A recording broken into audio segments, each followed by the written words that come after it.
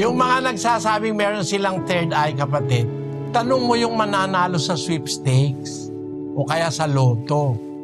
O yung may mga third eye na, akala mo nakakaalam sila nung ganin. Hindi totoo yung may third eye. May espiritu lang ng demonyo sa mga yon para manghula-hula ng kung ano-anong mga kalkulasyon. Nakakakita sila, may third eye sila, may baraha sila, meron silang bolang kristal, may dice.